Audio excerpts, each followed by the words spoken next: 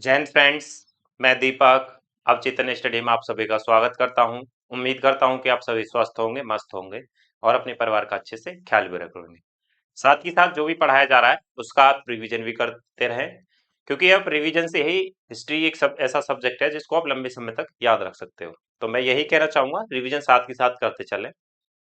हमने यूरोपीय कंपनियों से स्टार्ट किया था, जिसमें हमने पुर्तगाली पढ़े, फिर डच पढ़े, उसके बाद आज हम ब्रिटिश पढ़ रहे थे। ब्रिटिश में हम कहाँ पहुंच चुके थे कि जो जहांगीर होता है वो क्या करता है, सूरत में फैक्ट्री खोलने की अनुमति दे देता है। अब कहानी आगे बढ़ेगी, कहानी में अब आगे समझेंगे क्या क्या होगा। और मैंने आपको कहानी की तरह ही एक समझाया है, इसी से आपके क्वेश्चन भी लिंक हो रहे हैं। तो मैं यही कहना चाहूंगा कि आप क्लास रेगुलर लेते रहें और एक कहानी की तरह आप हिस्ट्री को समझते चलें। तो आइए फिर स्टार्ट करते हैं। क्या होता है, जहांगीर जब सूरत में फैक्ट्री खोलने की अनुमति दे देता है, तो सूरत में फैक्ट्री कब खुलती है? 1613 में सूरत में कंपनी खुली। किसने? एडवर्ड, या थॉमस एडवर्ड लिख लो। किसने खोली है? थॉमस।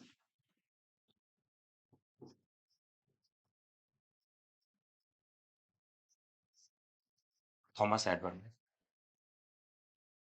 कंपनी 1613 में सूरत में खुल जाती है और जहांगीर की अनुमति से खुलती है। तो इसी क्रम में क्या होता है, 1611 में एक क्षेत्र पड़ता है मसूली।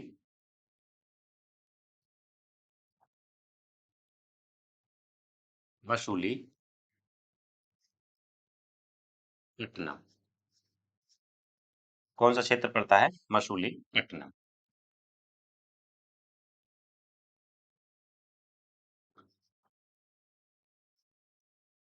तो यहाँ पे क्या हुआ था, ब्रिटिशरों ने एक छोटा सा बेस बनाया हुआ था जहां से वो थोड़ा बहुत व्यापार कर रहे थे। तो मछलीपट्टनम ये एक जगह ऐसी है, इसे मछलीपट्टनम नहीं है, पहले मछलीपट्टनम था। पट्टनम का होता है बंदरगाह, लेकिन मछली में मछली का बंदरगाह, मतलब मछली होती थी वहां पे ज्यादा। तो अंग्रेज क्या होते थे, मछली बोल नहीं पाते थे, जिस कारण से वो मछली मछली कहते हुए वो मछलीपट्टनम हो गया। तो 1611 में क्या हुआ था, इन्होंने एक मछलीपट्टनम में अपनी एक छोटा सा बेस बनाया होता। ये मैंने इसलिए बताया है क्योंकि अगर ऑप्शन में आपसे पूछ ले कि ब्रिटिशरों की पहली कंपनी कहाँ खुलती है, अगर ऑप्शन में सूरत ना देके मछलीपट्टनम दिया हो तो आप किस पे टिक लगा सकते हो? मछलीपट्टनम पे। लेकिन अगर ऑप्शन में सूरत दिया हुआ है तो आप कहाँ टिक लगाओगे? सूरत में।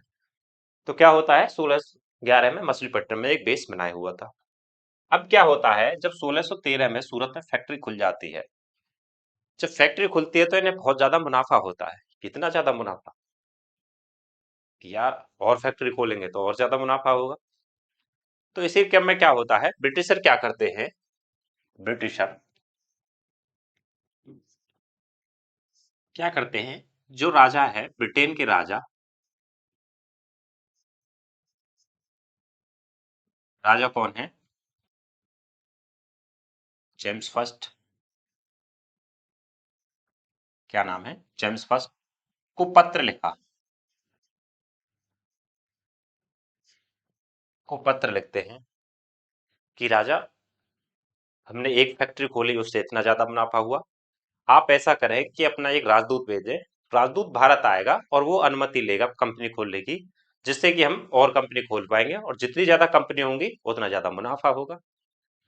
तो राजा सोचता, अच्छा इतना ज्यादा मुनाफा हो रहा है तो हाँ जी सर। तो क्या करेगा अब जेम्स फर्स्ट? जेम्स फर्स्ट अपना राजदूत भेजता है। जेम्स फर्स्ट ने राजदूत भेजा, जिसका नाम था थॉमस। तो थॉमस रो भारत आएगा। थॉमस रो कब आता है? 1615 में थॉमस रो भारत, भारत में कहा? सूरत पहुंचा, क्योंकि ये कहाँ पे थे? सूरत पे थे। तो थॉमस रो क्या करेगा, अब थॉमस रो पहुंच जाएगा जहांगीर के पास, क्योंकि सर और अनुमति चाहिए फैक्ट्री खोलने के लिए, तो कहाँ जाना पड़ेगा? जहांगीर के पास। तो ये क्या करता है, सर थॉमस रो कहाँ जाता है? थॉमस रो कहाँ गया? जहांगीर के दरबार।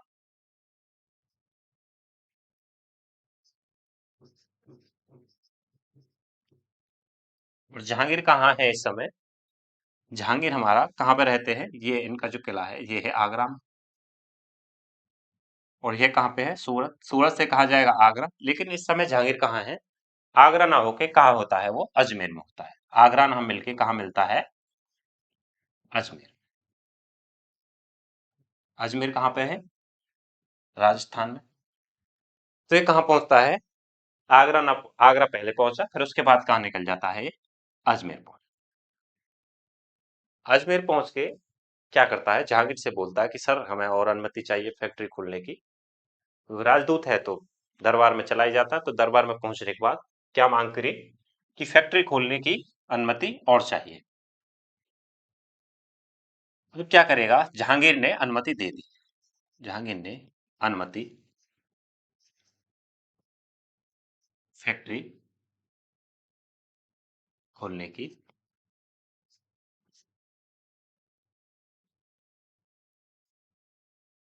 तो जहांगीर क्या करता है? फैक्ट्री खोलने की अनुमति देता था। क्यों दे देता है? क्योंकि उसे पता है कि ब्रिटिश इस समय क्या है? मजबूत है। मजबूत क्यों? क्योंकि उन्होंने पुर्तगालियों को स्वाली के युद्ध में हरा चुके हैं। तो इस कारण क्या करता है? जहांगीर जो होता है वो इन्हें फैक्ट्री खोलने की अनुमति दे देता है। तो कौन आता है? थॉमस रो आया किसके दरबार में? जहांगीर के दरबार में। जहांगीर कहाँ मिलता है? आगरा न मिल के कहाँ मिला? अजमेर में। अजमेर जब पहुंचता है तो अजमेर में जब उससे मिलता है तो अजमेर में क्या कहता है? फैक्ट्री खोलने की अनुमति लेता है और फैक्ट्री खोलने की अनुमति दे दी जाती है। ये क्या होता है? फैक्ट्री कहाँ कहाँ खुलेगी? पहली फैक्ट्री कहाँ खुली? सूरत में खुल चुके थे। दूसरी कहाँ खोलेंगे? आगरा में एक खोलेंगे। और तीसरी कहाँ खोलेंगे? अहमदाबाद में। चौथी कहाँ खोलेंगे? भरूच। भरूच कहाँ पड़ता है? ये भी गुजरात में पड़ता है। तो अब कहाँ कहाँ फैक्ट्री हो गई? सूरत, आगरा, अहमदाबाद और भरूच। ये तीनों यहाँ पड़ते हैं। आगरा नहीं, आगरा यहाँ हो गया हमारा। फिर हमारा सूरत, सूरत भी यही गुजरात में है, और भरूच भी, और अहमदाबाद भी हमारे गुजरात में। अब इनकी फैक्ट्री कितनी हो गई? 4 फैक्ट्री अब इनकी खुल चुकी है। उसी क्रम में कहानी आगे बढ़ती है। क्या होता है? 1616 का समय आता है। 1616 में मछलीपट्टनम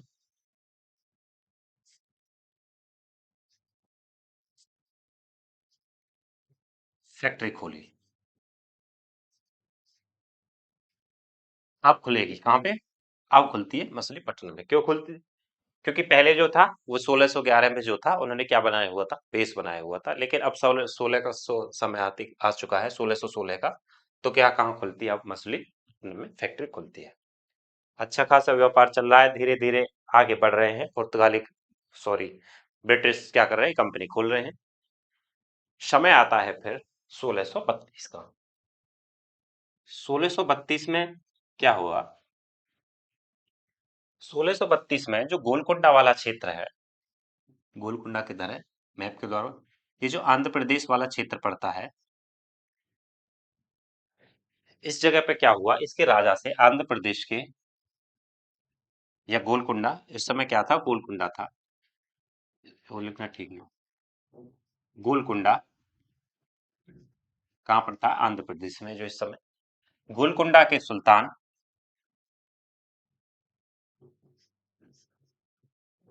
सुल्तान से 500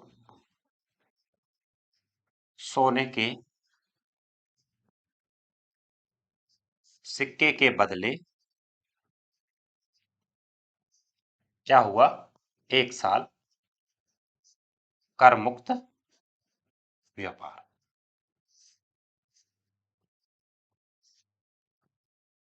जो गोलकुंडा वाले क्षेत्र में क्या करते हैं ब्रिटिश? उस सुल्तान से कहते हैं कि सर हमें फैक्ट्री खोलने की अनुमति दे दो, या फिर फैक्ट्री नहीं खोलने की अनुमति देके वो क्या करता है? सुल्तान जो है 500 सोने के सिक्के के बदले 1 साल कर मुक्त व्यापार के लिए उन्हें अनुमति दे देता है कि आपको सिर्फ 500 सोने के सिक्के देने हैं, और आप साल भर क्या कर सकते हो? टैक्स फ्री व्यापार कर सकते हैं। तो इससे क्या होगा? ब्रिटिशरों को बहुत ज्यादा मुनाफा हुआ कि बस 500 सिक्के, 500 सोने के सिक्के, और गोलकुंडा वाले क्षेत्र में कर मुक्त व्यापार। और गोलकुंडा के अंदर ही क्या पड़ता है? मछलीपट्टनम पड़ता है। और इसी को क्या कहते हैं? सोने के सिक्कों को क्या कहा गया है? इन्हें कहते हैं पैगोडा। तो क्या होंगे? ब्रिटिश मजबूत होंगे, क्योंकि अब टैक्स फ्री व्यापार हो रहा है, तो वो भी कितने, 500 सोने के सिक्के के बदले। कहानी फिर आगे बढ़ रही है, कहानी में आगे आते हैं 1633। 1633 में बालासोर, बालासोर कहाँ पड़ता है? उड़ीसा। इस समय उड़ीसा में फैक्ट्री खोलते हैं, बालासोर में फैक्ट्री या कंपनी।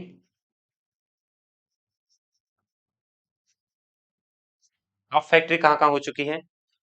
पहली सूरत, अहमदाबाद, भरूच, उसके बाद आपकी आगरा, उसके बाद मछलीपट्टनम, उसके बाद उड़ीसा में बालासोर। तो कहाँ का फैक्ट्री खुल चुकी है आप इनकी?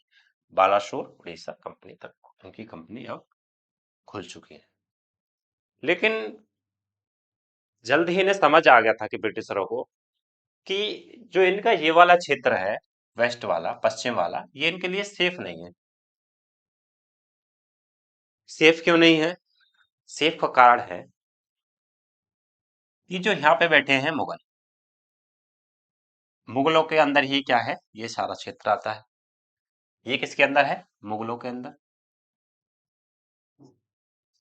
अब जहांगीर तो जा चुका है, 1627 में वो जा चुका है, उसके बाद कौन आता है? शाहजहां बैठता है। और उसी क्रम में क्या है, यहाँ पे आ चुके हैं महाराष्ट्र वाले क्षेत्र में मराठा, और मराठा में कौन है? छत्रपति शिवाजी महाराज। कौन आ चुके हैं? वीर वीर शिवाजी छत्रपति महाराज। क्या है, ब्रिटिश देख रहे हैं कि नीचे मराठा, ऊपर हमारे मुगल हैं। अगर मराठा को अपना क्षेत्र विस्तार करना होगा, और मराठा करेंगे भी, क्योंकि गुजरात जो है, जो सूरत वाला क्षेत्र जो पड़ता है, वहां से अच्छा खासा व्यापार हो रहा है। अगर जब इन्हें अपने आर्थिक स्थिति मजबूत करनी है और क्षेत्र भी जीतना है, तो क्या करेंगे? ये गुजरात पर अपना आक्रमण करेंगे, या गुजरात पे अपना नियंत्रण करेंगे। और गुजरात किसके नियंत्रण में है? मुगलों के। अगर जब दोनों में युद्ध होगा, मुगलों और मराठों के, दोनों में बनती भी नहीं थी, तो क्या होगा? मुगलों और मराठों के बीच में अगर युद्ध होगा, तो ये गुजरात वाला क्षेत्र है, इन दोनों के लिए क्या बनेगा? एक रण क्षेत्र बनेगा। और गुजरात में कौन बैठे हुए हैं? ब्रिटिशर। मान लो अगर कोई भारी ऐसा क्षेत्र हो जहां पे रणभूमि बन जाए या युद्ध हो, तो वहां पे आसपास के जो लोग हैं उन्हें तो भारी नुकसान होगा ही। तो ब्रिटिशर सोच रहे हैं, अगर इन दोनों में युद्ध हो गया, तो गलती से कहीं ब्रिटिशर हम नहीं पिट जाए, कि गुस्सा निकालने के चक्कर में कहीं मुगल हमें ना पीट दें, कहीं मराठा हमें ना पीट दे। तो इस क्रम में ये सोचते हैं, क्यों ना फिर हम ऐसी जगह चलें जहां सेफ हो। तो सेफ जगह कहाँ मिलेगी? सेफ जगह मिलती है 1639 में। यह कहाँ चले जाते हैं? यह चले जाते हैं यहां से निकल के मद्रास। मद्रास कहाँ पे है? चेन्नई में। तो ये कहाँ निकल गए? ये निकल गए मद्रास। तो 1639 में मद्रास में फैक्ट्री खोली, और मद्रास में जो राजा है वो है वेंकटैया नायर। राजा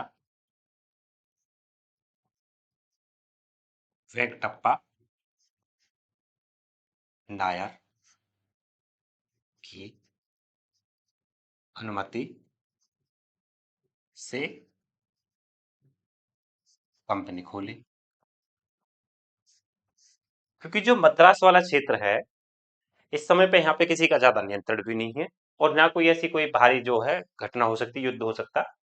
तो ये एक सेफ क्षेत्र भी है इनके लिए। तो ये क्या करेंगे? यहाँ मद्रास वाले क्षेत्र पर शिफ्ट हो जाएंगे। तो इन्होंने क्या किया, ये मद्रास वाले क्षेत्र पर इन्होंने अपनी एक फैक्ट्री खोल दी। तो अब ये इधर की तरफ खिसक रहे, किधर?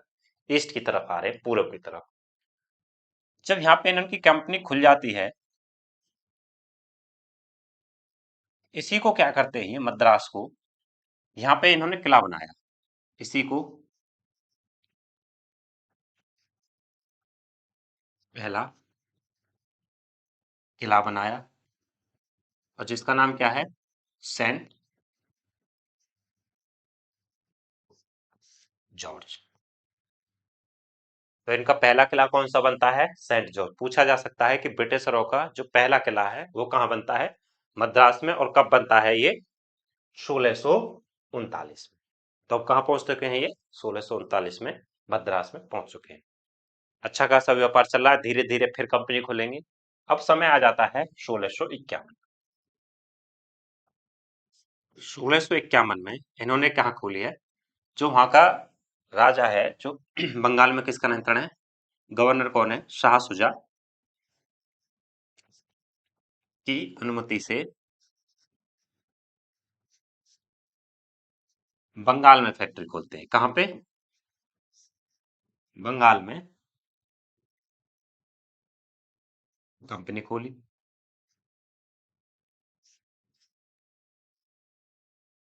बंगाल के साथ ही उन्होंने कहाँ पे खोली है फिर? काशिम बाजार। कहाँ पे? कासिम बाजार। और बंगाल में कहाँ पे खोली है? ये खोली है हुगली नदी के तट पर। हुगली नदी। अब इनकी कंपनी कहाँ कहाँ हो गई? सूरत, अहमदाबाद, उसके बाद आपका भरूच वाले क्षेत्र पे, फिर मद्रास में खोली है, फिर मछलीपट्टनम में भी खोली है। अब कहाँ पहुंच गए हैं ये? बंगाल में पहुंच चुके हैं। बंगाल में कहाँ खोली है? एक खोली है कासिम बाजार, और उसके बाद हुगली नदी के तट पे। 1651 में कहाँ पहुंच चुके हैं ये? बंगाल में। और किसकी अनुमति से? शाह सुजा जो है गवर्नर, जो है बंगाल का, उसकी अनुमति से फैक्ट्री खोल चुके हैं। अच्छा खासा व्यापार चल रहा है, मस्त अपना व्यापार कर रहे हैं। उम्मीद करता हूं कि आपको यहाँ तक समझ में आ रहा होगा। नोट डाउन भी करते चलें साथ ही साथ आप ही। अब क्या होता है, 1651 के बाद समय आता है 1661 में। 1661 में क्या होता है, जो पुर्तगाली राजकुमारी होती है, पुर्तगाली पुर्तगाली क्या करते हैं, राजकुमारी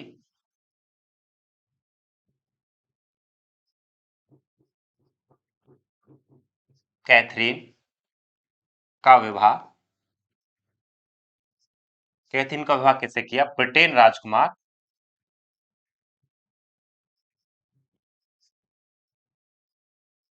चार्ल्स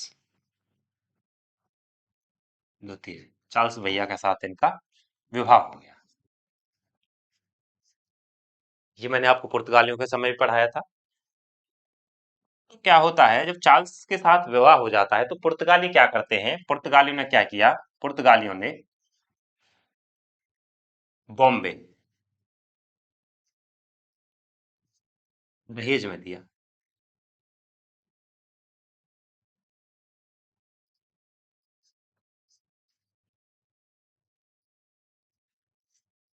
बॉम्बे किसको मिल गया? ब्रिटेन जो राजा है उसको, उसके हाथ में क्या है? बॉम्बे। तो क्या करेंगे ब्रिटिशर, जो कंपनी है, जो कंपनी क्या कहेगी, जो ब्रिटेन का राजकुमार है उससे कहेगी कि साहब अब तो आपके पास बॉम्बे मिल गया, इसको क्या करें, हमें किराए पे दे दे, जिससे हम अच्छा खासा व्यापार कर सके। तो क्या होता है, 1668 का समय आता है। 1668 में क्या किया ब्रिटेन राजकुमार,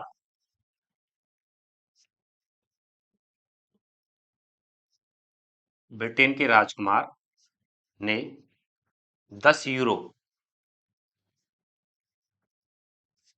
बॉम्बे एक साल के लिए किराए पे दे दिया। 10 यूरो में बॉम्बे को कंपनी के हाथों,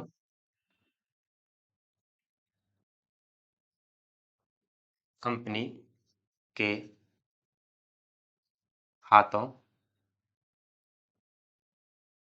किराए पे दे दिया।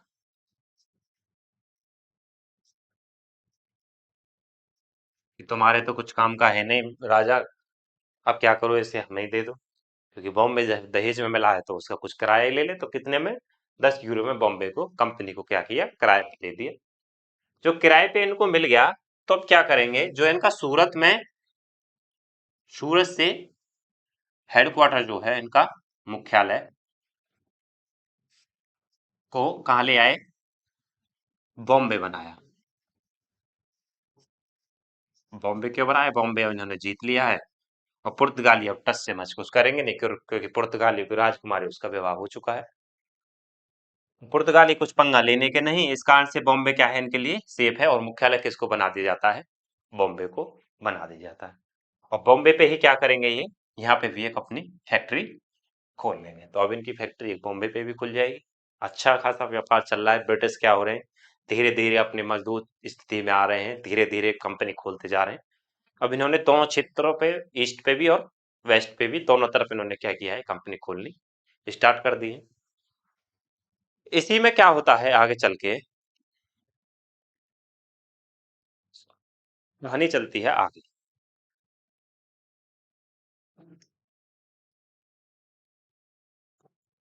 समय आ जाता है 1690 का। 1690 में क्या होता है, 1680 में समझते हैं, 1680 में शिवाजी की डेथ हो रही है। हमारे जो वीर शिवाजी हैं, शिवाजी की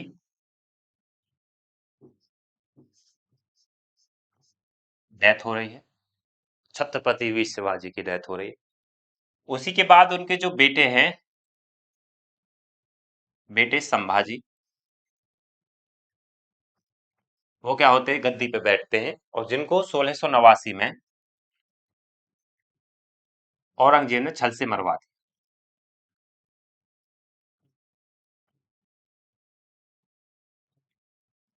छल से मरवा दिया। जो संभाजी की डेथ हो जाती है, उसके बाद क्या होता है, जो मराठे हैं, मराठा, मराठा क्या हो रहे हैं, आर्थिक संकट से गुजर रहे हैं, आर्थिक संकट से गुजर रहे हैं। जब मराठे आर्थिक संकट से गुजर रहे हैं, वो अपनी थोड़ी थोड़ी जो भी चीजें हैं उसको बेच रहे हैं। जैसे मान लिया उन्होंने एक किला बेचा।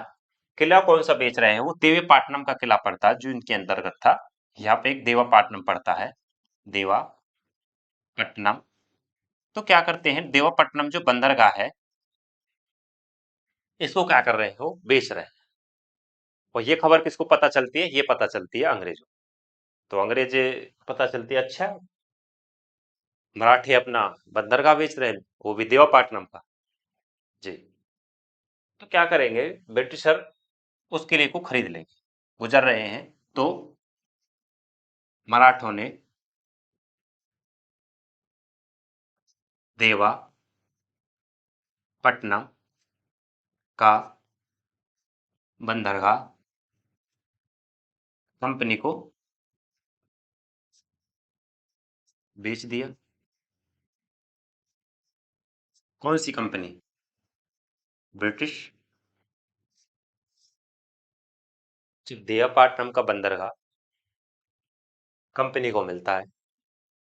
तो ये क्या करते हैं, देवापाटनम पे ही क्या बनाया है इन्होंने, सेंट डेविड का किला बनाया है। इसी को कंपनी भी, यहाँ पे बंदरगाह भी मिला, कंपनी भी खोली, और इसी को सेंट डेविड का किला बनाया। यहीं पे क्या किया है इन्होंने, सेंट डेविड को किला बनाया। अब इनके पास कितने किले हो गए, दो। पहला कौन सा है, सेंट जॉर्ज का, और दूसरा वाला कौन सा है, सेंट डेविड का। तो इनके पास कौन कितने किले हो गए इस समय, अब है इनके पास दो किले। कहानी आगे बढ़ रही है, अच्छा खासा व्यापार चल रहा है। अब ये भी इनके लिए बहुत इंपोर्टेंट था। ये इंपोर्टेंट इस वजह से है क्योंकि अगर ये किला नहीं होता तो अंग्रेज कब के बाहर से जा चुके होते, लेकिन इस किले ने इनके लिए बहुत ज्यादा फायदा किया था, और ये इनके लिए बहुत ज्यादा इंपोर्टेंट रहा है। इसको हम आगे समझेंगे, इसका बहुत ज्यादा इंपोर्टेंट भी रहा है। तो सेंट डेविड का किला भी इन्होंने बना लिया। अब कहानी आगे बढ़ रही। कहानी में क्या होता है, 1690 आता है। 1690 मैंने बताया था अभी। 1690 में क्या होता है, जो बंगाल वाला क्षेत्र है, ये वाला, यहाँ पे क्या हो चुका है, इनके लिए एक समस्या आ चुकी है। 1690 में क्या हो गया, बंगाल में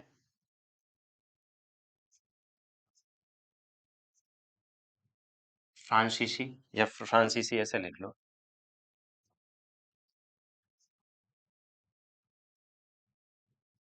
फ्रांसीसी व ब्रिटिश दोनों आ चुके हैं।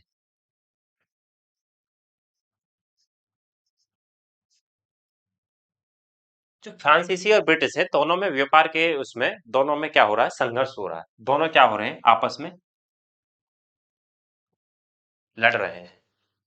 कि हम ज्यादा व्यापार करेंगे, हम इस जगह पे क्षेत्र है, ये हमारा क्षेत्र है, वो हमारा क्षेत्र है। तो इस वजह से क्या हो रहा है, फ्रांसीसी और ब्रिटिश में दोनों में आपसी संघर्ष हो जाता है। तो संघर्ष में क्या होता है, जो बंगाल में, जो इस समय कौन है, औरंगजेब। बंगाल में कौन है, औरंगजेब का मतलब शासनकाल चल रहा है, जो मुगलों के अंदर ही तो है। औरंग औरंगजेब क्या करता है, दोनों को बाहर निकाल देता है बंगाल से, दोनों को बाहर निकाल देता है। क्योंकि औरंगजेब कब तक रहता है, 1707 तक रहता है। 1707 के बाद जब औरंगजेब की डेथ हो जाती है, तो उसके बाद क्या है, मुगल धीरे धीरे पतन की ओर चल देते। तो जो औरंगजेब इन दोनों को बाहर निकाल देता है, फ्रांसीसी तो चुप बाहर निकल जाते हैं, लेकिन ब्रिटिशर नहीं जाते। तो ब्रिटिशर बाहर नहीं जाते हैं, तो ब्रिटिशर में एक अधिकारी होता है जिसका नाम है जॉब चार्नर। क्योंकि अगर बाहर चले गए तो व्यापार ठप हो जाएगा, मुनाफा होगा नहीं कुछ। इसी क्रम में क्या होता है, जॉब चार्नक, क्या किया जाए, जॉब चार्नक क्या करता है, माफी मांग, माफी मांगी किससे, औरंगजेब से। कि साहब माफी, माफ कर दो, गलती हो गई, आगे से नहीं होगा। तो औरंगजेब क्या करता है, इन्हें माफ भी कर देता है, किसको, जॉब चार्नक जो ब्रिटिशर है, उनको माफ कर देता है। तो औरंगजेब क्या करता है, माफ कर देता है। लेकिन दोस्तों, ये एक हमारी बहुत बड़ी गलती थी, या इनकी गलती थी। अगर कोई आपके साथ या आपके गलत व्यवहार करता है या गलती करता है ज्यादा, जो आपके अस्तित्व को ठेस पहुंचाती है, तो उससे क्या करना है, आपको उससे दूरी बना लेनी है, ना कि उससे लड़ना है, झगड़ना है। और यही हमारी गलतियां रहती है कि हमने उन्हें बार बार माफ किया, उन्होंने बार बार हमसे गलतियां की। और सॉरी एक ऐसा पासवर्ड है जो गलती के लिए ही बोला जाता है। मैं यही चाहूंगा कि अगर आपसे कोई आपके अस्तित्व को ठेस पहुंचाता है, तो उससे आप दूरी बना लें, ना कि उससे झगड़ा करें। तो यही हमारी कमजोरियां भी रही थी कि हमने इन्हें बार बार माफ किया। तो औरंगजेब ने क्या किया, इन्हें माफ कर दिया। जब औरंगजेब माफ कर देता है, अब क्या करेगा जॉब चारनाक, जॉब चारनाक ने क्या किया, बंगाल में, अब आगे जॉब चारनाक ने,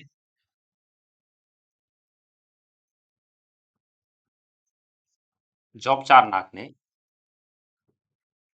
बंगाल में 3 जगह की जमींदारी खरीद ली, 3 जगह की जमींदारी खरीदी। जिसमें कौन से हैं, पहला है सूतानाती, दूसरा है आपका कालीघाट, और तीसरा है गोविंद। ये तीनों जगह कहाँ पे हैं, बंगाल के अंदर। और जॉब चार्नक ने क्या किया, इन तीनों जगह को मिला के कलकत्ता नया शहर बसाया। क्योंकि पहले क्या था, बंगाल था, बंगाल में अब क्या किया, कलकत्ता नया शहर बसाया। तो कभी कभी क्वेश्चन पूछा जा सकता है कि किन शहरों को मिला के कलकत्ता शहर बनाया गया था। उसमें ऑप्शन दे देगा एक अलग, और 3 ऑप्शन ये दे देगा, काल सूतानाटी, कालीकाट और गोविंदपुरा। तो तीनों को मिला के क्या किया, कलकत्ता एक नया शहर बनाया। और इसी जगह कलकत्ता पे क्या किया है, फोर्ट बनाया है, फोर्ट विलियम। क्या नाम से, फोर्ट विलियम। और विलियम कौन है इस समय, ब्रिटेन के राजकुमार है। तो ब्रिटेन के राजकुमार के ऊपर ही इसका नाम फोर्ट विलियम रखा है। तो अब क्या होता है, यहाँ तक जॉब चारनाक ने ये नियंत्रण किया हुआ, और अपना ये एक किला बनाया। अब उनके 3 किले हो गए। 3 किले कौन से हो गए, कौन से है, नंबर 1 सेंट जॉर्ज, ये तीसरा हो गया। नंबर फर्स्ट कौन सा है, सेंट जॉर्ज, जो सबसे पहले बनाया था। और दूसरा सेंट डेविड का।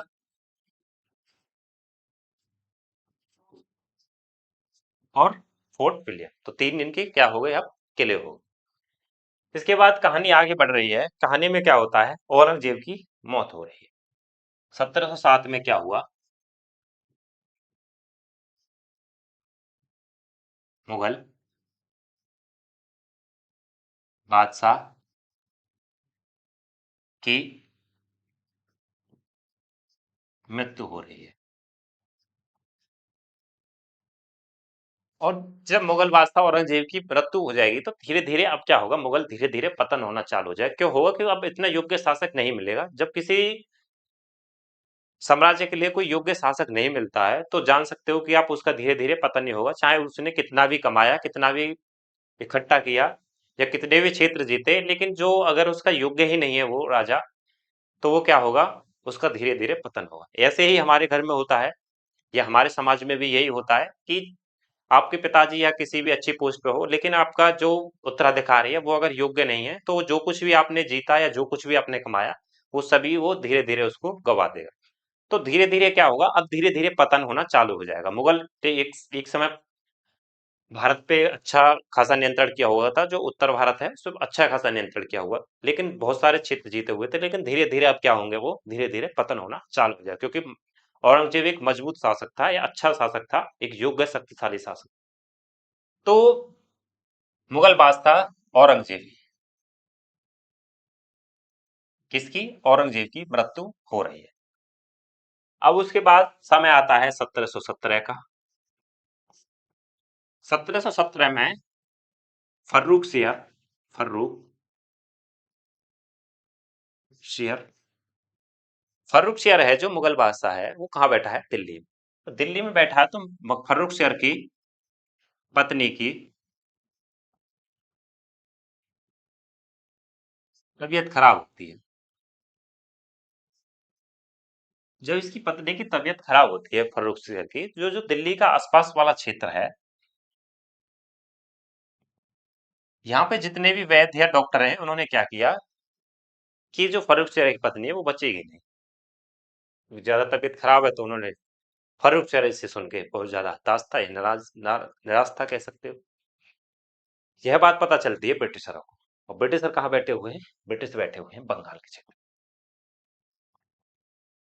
तो ब्रिटिशर क्या करेंगे, अच्छा फर्रुख सर की पत्नी की तबीयत खराब है मुगल बादशाह की, तो डॉक्टरों ने मना कर दिया है वहां की। अब ब्रिटिशर सोच रहे हैं क्यों ना हम कुछ बादशाह की हेल्प करें। तो क्या करते हैं, डॉक्टरों की एक टीम निकलती है, कहाँ के लिए? दिल्ली के लिए। क्या किया ब्रिटिशर ने?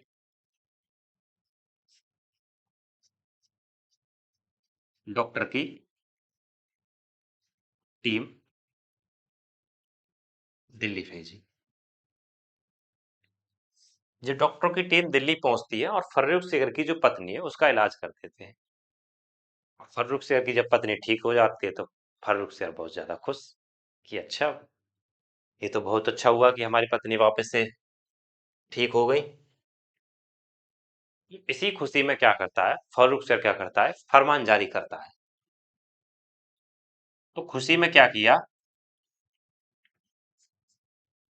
खुशी में दिल्ली भेजी, और यहाँ लिख लो, पत्नी की तबीयत ठीक, पत्नी ठीक हो गई।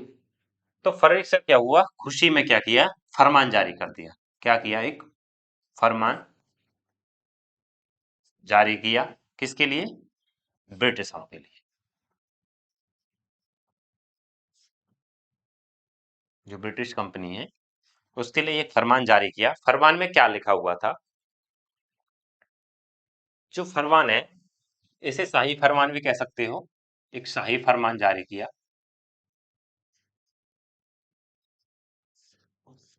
किसने किया है? फर्रुख सिया। तो इसमें क्या क्या लिखा हुआ था फरमान? इसमें लिखा हुआ था कि आप 3,000 रुपये वार्षिक, 3,000 रुपये वार्षिक दो, और बंगाल में कर मुक्त व्यापार, बंगाल में कर मुक्त व्यापार। बस आपको साल में 3,000 रुपये देने हैं, और आपको बंगाल में कर मुक्त व्यापार करना। इससे क्या होगा, ब्रिटिशरों को बहुत ज्यादा फायदा होगा कि यार जब आपको लाखों रुपए या टैक्स देना पड़ रहा हो, तो आपको बस 3,000 रुपये देने पड़े, तो ब्रिटिशरों को तो बहुत फायदा होगा। तो यहीं से क्या होता है, ब्रिटिशर बहुत ज्यादा मजबूत होते जाते हैं, क्योंकि अब टैक्स भी नहीं देना है। जब तो टैक्स देना पड़ रहा था, कुछ कम मुनाफा हो रहा था, लेकिन अब क्या होगा, टैक्स तो देना ही नहीं है। बंगाल जैसे शहर में जहाँ पे बहुत सारा व्यापार हो रहा है, कॉटन का भी और मसालों का भी थोड़ा बहुत, तो क्या होगा, ब्रिटिशर क्या करेंगे, यहाँ से ब्रिटिश मजबूत होते चले जाएंगे। उसके बाद क्या करता है, उसके बाद जो गोलकुंडा वाला, गोल कुंडा वाली नीति, गोलकुंडा वाला क्षेत्र में 500 सिक्के,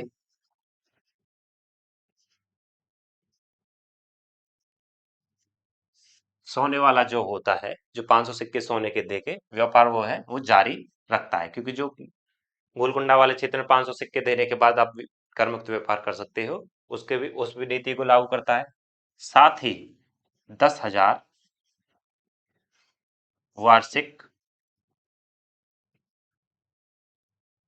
दो, 10,000 रुपये वार्षिक दो, और सूरत में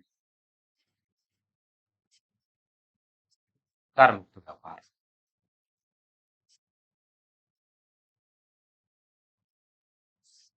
अब इन्हें सूरत में भी कर मुक्त व्यापार मिल गया। अच्छा, 10,000 रुपये ही देने हैं, तो ये तो बहुत अच्छी बात है इनके लिए, क्योंकि इतना ज्यादा टैक्स देना पड़ रहा था, अब कुछ टैक्स देना ही नहीं है। 10,000 रुपये एक बार कंपनी दे देगी राजा को, और उसके बाद क्या होगा, कर मुक्त व्यापार करना है। तो इसी को क्या कहा गया है, इसी को कहते हैं शाही फरमान को, इसे क्या कहा गया है, मैग्ना कार्टा।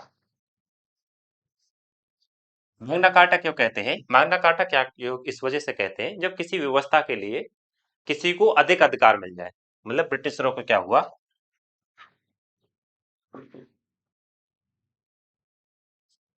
अधिक अधिकार।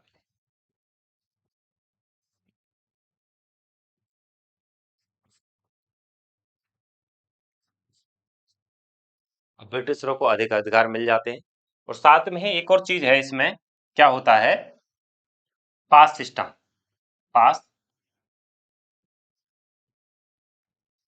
पास सिस्टम खत्म, क्योंकि अगर आपको आना है तो आप बिल्कुल आवाजाही पे आपकी कोई रोक टोक नहीं है, आप क्या कर सकते हो, अपना व्यापार ला सकते हो, ना आपकी चेकिंग होगी या कोई चेकिंग का आपका झंझट खत्म। तो एक पास सिस्टम भी खत्म हो गया था इनके लिए, बस पास वास कुछ नहीं दिखाना, अब आपको सीधा आना है सीधा जाना, जैसे घर में किसी की कोई रोक टोक है ही नहीं। तो अब इनका व्यापार बहुत अच्छे से चलेगा, कोई रोक टोक भी नहीं है, और 3,000 रुपये वार्षिक भी देने हैं। और गोलकुंडा वाले क्षेत्र में जो 500 सिक्के वाला फरमान था उसको भी जारी रखा। 10,000 वार्षिक में सूरत में कर मुक्त व्यापार मिल गया, एक साल में बस 10,000 रुपये दो, कर मुक्त व्यापार। और इसी को क्या कहा गया है, शाही फरमान को क्या कहा गया है, मैग्ना कार्टा। मैग्ना कार्टा क्या कहते हैं, जब किसी व्यवस्था के लिए किसी को अधिक अधिकार मिल जाए तो उसी को क्या कहा जाता है, मैग्ना कार्टा। तो ये सब इनको मिल गए अधिकार। अब क्या होगा, ब्रिटिशर जो है वो अब अधिक मजबूत होते जाएंगे। क्या होगा, ब्रिटिश ब्रिटिश कंपनी क्या होगी, अधिक ज्यादा शक्तिशाली होती जाएगी। मुगल क्या है, मुगलों का डिक्लाइन होता चला जाएगा। अब ब्रिटिश कंपनी बहुत ज्यादा मजबूत है इस समय, और मुगल क्या है, अब धीरे धीरे पतन होना चालू हो जाए। तो दोस्तों, आज यहीं तक रखते हैं, समझेंगे फिर नेक्स्ट क्लास में आगे क्या क्या कहानी घड़ेगी घटेगी, क्या क्या इनके शासन काल चलेगा, किस किस से युद्ध होंगे, आपसे क्या संघर्ष रहेगा। तो जब तक के यही रखते हैं क्लास को। क्लास अच्छी लगी हो तो कमेंट सेक्शन में जरूर बताना, और क्लास को जरूर दूसरे लोगों को शेयर करें, जिससे और लोग भी पढ़ सके, अपने इतिहास को जाने, किस प्रकार से कंपनी आई, किस प्रकार से उन्होंने हमें गुलाम बनाया। तो पूरी ये कहानी के तरीके के द्वारा हम समझेंगे, और मैंने आपको कहानी के द्वारा ही पढ़ा के चला हूँ, और इसमें आपके क्वेश्चन भी जरूर लिंक होंगे। और क्वेश्चन यहीं से फंसेगा, क्वेश्चन यहाँ से बाहर जाएगा नहीं, क्योंकि जब आपके दिमाग में एक कहानी की तरह रहेगी, जैसे कि फिल्म की तरह चलती है, तो फिल्म एक लंबे समय तक याद रहती है। तो मैंने क्या किया, ज्यादातर आपको एक कहानी के तौर पे या फिल्म की तरह ही आपके दिमाग में ये भरने की कोशिश की है। तो मैं यही चाहूंगा कि इसे दूसरे लोगों के पास भी शेयर करें, और मिलते हैं अपनी नेक्स्ट क्लास में। जब तक के लिए अपना अपना और अपने परिवार का ख्याल रखें। जय हिंद, जय भारत, वंदे मातरम।